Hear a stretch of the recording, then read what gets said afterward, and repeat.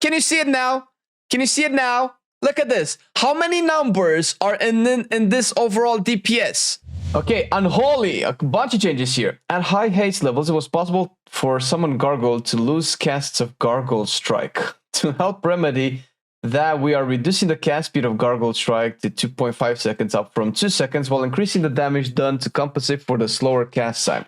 We're also making some targeted tuning adjustments to Unholy to increase their damage outside of their 3-minute cooldowns. Ooh, okay. Well, I guess this is a big mechanical change. This needs like proper analytics to be determined, but raise the damage increase by 10%. Nice. Okay, this will definitely help in single target. We know Unholy needs a little bit of help.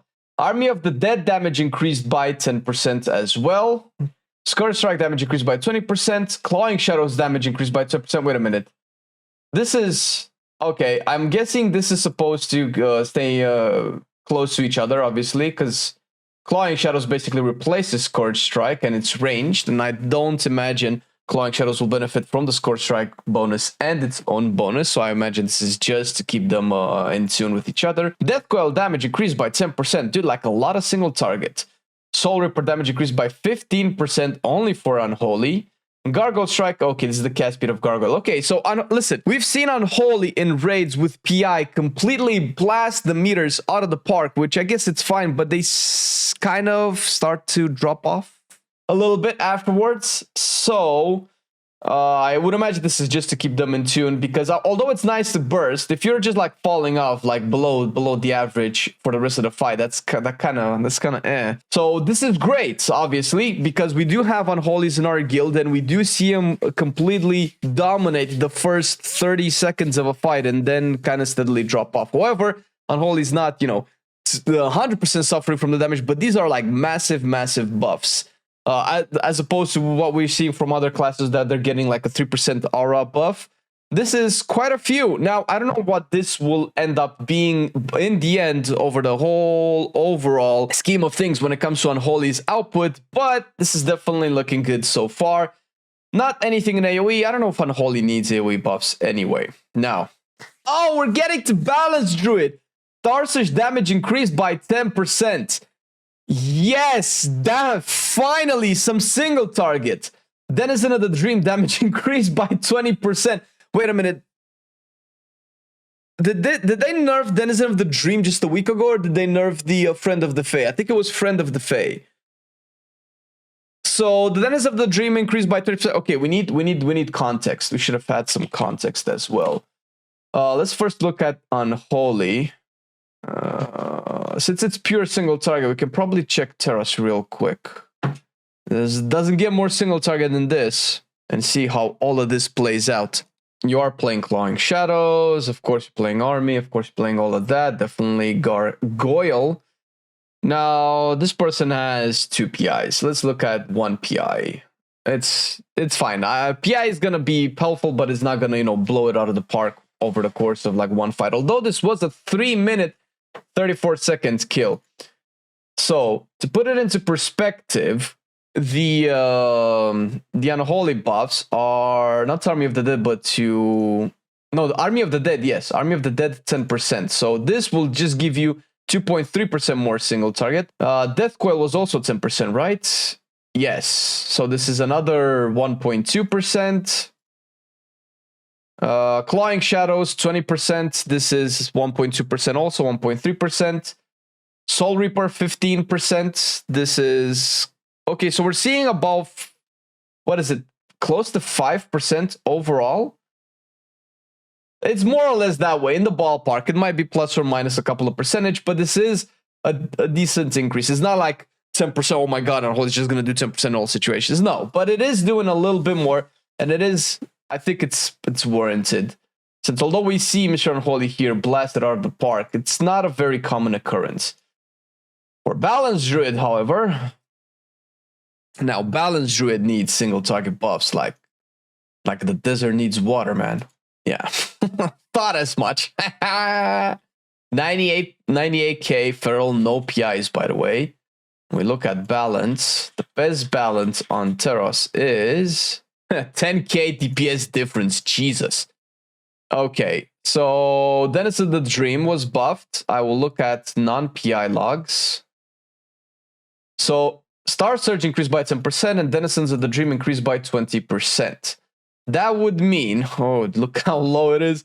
That would mean 3% extra single target just from Star Surge, and Denizen is so low, dude. And 0.6% from Denizen of the Dream. Okay, Denizen of the Dreams is still fairly low. It is a 3% damage just for one talent, so I imagine they're probably trying to not keep, you know, one individual talent be overwhelmingly strong.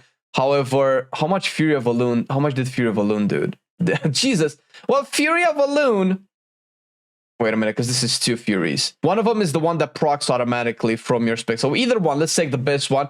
So Fury of a Loon, even Fury of a Loon, that's an AoE ability, does way more damage than Denizens of the Dreams, because there is a point to discuss where you don't want one talent to be like 10% of your overall damage, because then you're always going to pick that talent, right? So they don't want to make one talent particularly overpowered, but an AoE talent is still doing more than a single target talent in single target, so I would expect this to be slightly better. Although with the buffs, though, it might be close. If this is, because I don't know which Fury of Valoon is the one that you cast and which one is the one that procs from your every other incarn, every other eclipse, because that's why there's two of them here. So it's not like Fury of Valoon does 8%, because there's two talents into this. But both of those talents do more single target damage than the actual dedicated single target damage talent. So I kind of hope we see a bit more buffs to Denizen of the Dreams, or at least overall more single target damage buffs to Boomy, because I don't think this is enough. Guardian, though, is finally seeing some good stuff. Health and healing received gain from Mastery. Nature's Guardian increased to 70%, was 50%.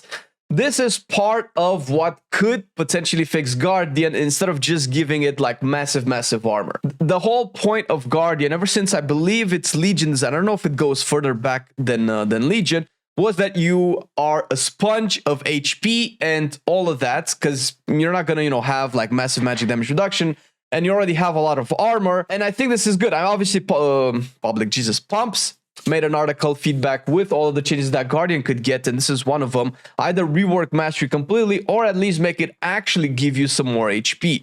Guardian Druid should probably have the most baseline HP out of everybody, but so far, as far as I know, it's very close, if not less than Blood Decays and Vengeance Demon Hunters, not to mention that Blood Decays have access to Vampiric Blood super often, boosting their HP levels, and of course healing and all of that very often, as opposed to Incarn for Guardian. And I'm not 100% sure on Vengeance Demon Hunter's Metamorphosis.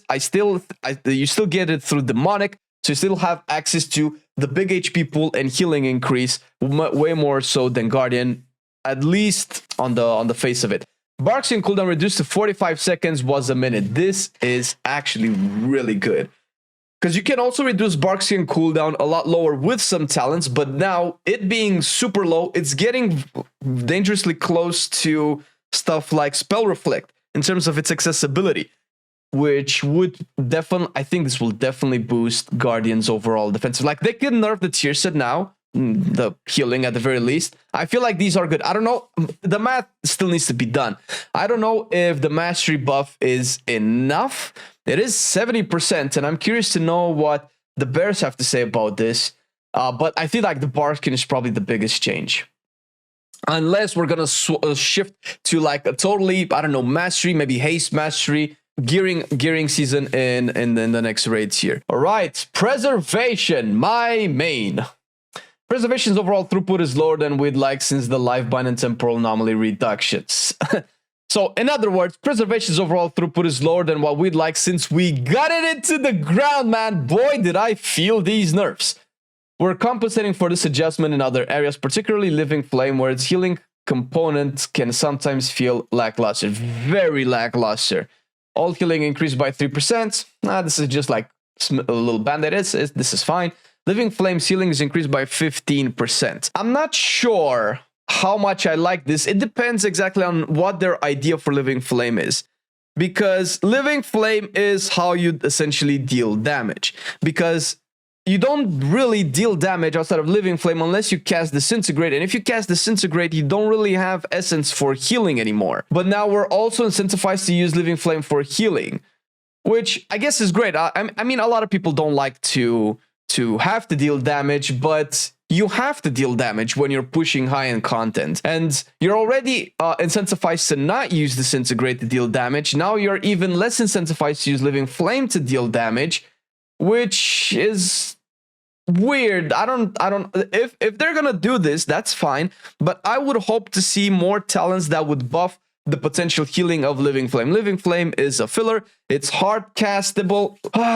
We'll see. Obviously, I will be able to test this firsthand once they go live. Resonating Sphere now applies Echo to the first 5 allies it passes through. Was 4 allies. Okay, I don't know if this was initially the issue with Resonating Sphere. I guess it definitely helps the fact that its cooldown has been neutered, but the problem is, okay, so Resonating Sphere applying Echo currently has 2 main realistic functions for preservation that can actually matter. First of all is to spread reversion, because reversion is a cheap heal that interacts with a bunch of the talents. It definitely interacts with the tier set, which probably won't matter too much in a couple of weeks. But that's one of the things where you would think, okay, I want to have reversion up on a lot more targets. Because, you know, you can talk about Echo duplicating healing on all situations, and that's great. But if you're going to want to take value out of it, and you're going to want to take value out of it, you'll probably want to use it on stuff like Reversion, because Temporal Anomaly is not a short cooldown, and it's not a cheap spell. So you don't just want to spam it for the sake of spamming it. Mostly in raids, because in dungeons it doesn't really matter. The mana cost investment is not that big in dungeons. The other thing is definitely through the life bind spread, which I guess we'll have to see the numbers, because life bind spread has been nerfed in terms of the overall healing, and it is one of the ways that Preservation would do its AoE healing. Now the AoE healing is just like an afterthought. So if we're going to make it so that the life bind or the Echo spread healing is not strong enough to like be the only thing that you do, which I kind of agree, and make it like an afterthought, then we have to have some other ways of reliably healing everybody, and it will probably be with Emerald Blossom, but then we switch from one playstyle to the other, and I feel like this juggling around between the playstyles needs to be more tuned out, hopefully by the end of 10.1, because I don't see it happening anytime soon. My thoughts on Preservation anyway. Beast Mastery, all damage dealt by your pet abilities reduced by 3%. Beast Mastery continuously getting nerfed. I don't know if this is that warranted still, no? I feel like at single target, maybe, but even so, if we look at the overall statistics, because obviously we can break them down, Beast Mastery has taken a big dive. Where is it? This is all bosses. Beast Mastery is like below average, or, you know, at the very most average. Why are you nerfing BM? It's no, BM has been nerfed a bunch of times already. The strongest point for BM is probably Terras, and it looks like Survival's sick in that cake, which is so weird. Because this only happens at the end of a raid tier, by the way, because nobody buffs Survival at the beginning of the raid tier. And, okay, sure, but if you nerf it by 3%, you nerf its AoE, and BM AoE is still poop. Okay, I'm not sure how I feel about these. Okay, let's reduce kill commands damage, or I don't know, because kill command transfers, this is so hard to balance Beast Mastery, man, because its AoE is basically its single target, more or less, through Beast Cleave. Maybe reduce barb shot damage or barb shot bleed? Because I would imagine the nerfs are because BM is doing so high single target. They've nerfed Red Paladins. They're nerfing BM. I don't know what they're going to do to Survival. They've already nerfed Mongoose Bite. What is arms next on the chopping block? Like, what are their actual intentions for this? Obviously, this is not particularly 100% relevant, but I would be surprised if the reason they nerf BM is because AoE, because in AoE, BM is like so low, so is Survival. They're kind of both in the same boat. But when you nerf it 3%, you inherently nerf the AoE as well. All right, I don't know. Survival. This change was now intended to have gone live in prior to changes, but a data error was made, so they're not correcting that. The damage dealt by Mongoose Bite and PvP will be unchanged. Mongoose Bite. Okay, so that's why we're seeing Survival so high, is because the Mongoose Bite. Oh, I know what it is. Because I've actually read the pin. So I think maybe one of the chatters linked this to me. When they nerfed the Mongoose Bite, they've addressed the wrong spell ID. They've addressed, I think, the Legion version of Mongoose Bite, which is not the version of the Mongoose Bite that you're using Dragonflight in terms of like how the game picks up the spell ID for the ability. So it didn't actually do anything. But we're probably going to see survival a little bit lower. And okay, I don't particularly mind nerfing Mongoose Bite. Mongoose Bite is still too stupid, but I do believe survival needs massive buffs overall. You cannot tell me that Survival Hunter being so low in AoE, and obviously we can address Mage too, is a good thing. Same with Assassination. Like, there are some problem specs over here. Paladin Protection. Hand Up Protector now increases Word of Glory healing by 100% when cast on allies, was 250%. This is, I believe, 10,000% to address the fact that people have been doing keys with no healers but a Prot Paladin. I think this might be fine, because Hand Up Protector on allies was just ridiculous. Okay, going into Priest. Holy Nova damage increased by 30%. Dude, I haven't used this since vanilla, man. Do people actually use Holy Nova on any of the Priest specs? I don't think 30% is enough. I'm curious. Let me actually look at... I would be... Like, in Rage, you're probably never going to use it, right? When are you going to use it? Are you going to use it on Council? Or are you going to use it on Razageth? Maybe not Diurna, because Diurna requires a lot of healing. I would be surprised if you use Holy Nova in any situation. Because my guess is you don't use it at all. And the 30% is not going to change that. I think Holy Nova is a cool ability, though. I think it's really cool. I think its design is flawed in modern game, because if you buff Holy Nova too much, that's all you're going to use. And it's spammable. So they have to redesign it for modern WoW. That would probably mean putting a cooldown on it. Okay, people are just not using Holy Nova. So Holy Priest, 29%. Like, so the fact that 29% are using it is probably indicative enough. And I'm not going to search for the log where those 29% are. I can look at Discipline. 6% on Razageth. Yeah, even less. Yeah, probably a bigger 38%. Why do you take it? You're probably just taking it as a prerequisite, right? I don't imagine you're taking it to actually use it. So disciplines are using it slightly more. I wonder if this discipline used Holy Nova. Look at that Shadow Priest pumping, man. Yo, I'm not even going to touch that. No, this person didn't use it. Yeah, okay. So I'm not impressed by the Holy Nova changes. I hope they should probably double it. Shouldn't they double it? All right, Discipline. We're aiming to bring Discipline's mana consumption in line with other healers. As we've observed, the spec is consistently running out of resources before the other healers throughout Dragonflight. It took a little while. Separately, Power Word Shield has been weaker than intended relative to other Atonement appliers, so we're increasing its power. Yes! Power Word Shield now costs 2.4% of base mana. For Discipline was 3.1. Okay. Power Shield now absorbs 25% more damage for Discipline. Good.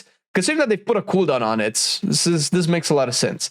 Renew now costs 2.4% of base mana, down from 2.7. Okay, and Power Radiance now costs less mana, and this is also good because the new force set for Discipline is definitely gonna make you spam Radiance, but actually the Radiance are free, so it doesn't really matter, but it's fine. No, still mana reduction, this is really good. Holy's damage profile is behind other healers in dungeons and raiding content, so we're targeting buffs to overall damage. The overall damage. Holy Fire damage increased by 50%. Smite damage increased by 30%. Smite might actually be relevant. Holy Fire, I am not 100% sold on it. You could argue that there are a lot of times during Teros where Holy Priest can do some damage.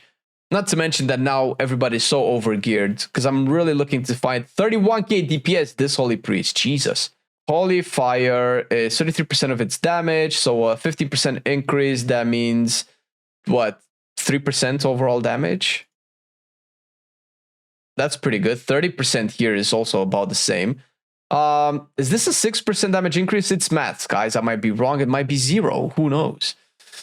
Shaman Restoration. We're happy with the reception of Restoration 1007. The specialization's healing power is above our target in all counts, so we're adjusting. It's nice how they segue into like this. We're going to tell you something that you will not like to hear. All healing down reduced by 5.5%. What about the damage, though? Is Resto Shaman damage okay? Listen, if you guys don't know what Resto Shaman damage is, Remember that Holy Priest that one time that had 31k on Terras? I haven't looked at Resto Shaman damage, but I kind of know where it sits.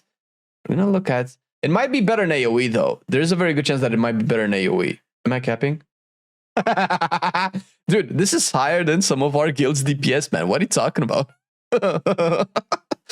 46k. And I bet that if we go on Primal Council, it's gonna look ridiculous.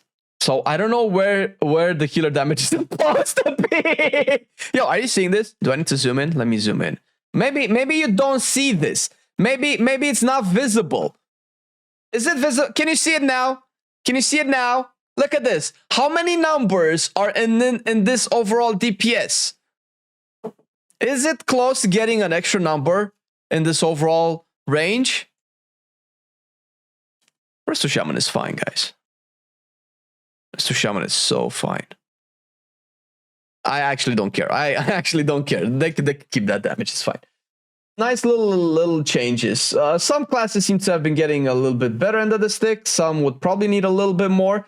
But this is actually really cool. If they keep doing this, I might settle on balance as my main. We'll have to see. I've been loving it then, I still love it now. Still, I play WoW. Still, I play WoW. Getting better every day, let me show you how. Cause still, I play WoW. Still, I play WoW. It's getting harder to stay, but at the end of the day, it's a guilty pleasure, so just log in and play. Whether it's classical retail, I'ma do a /bow. Still, I play WoW.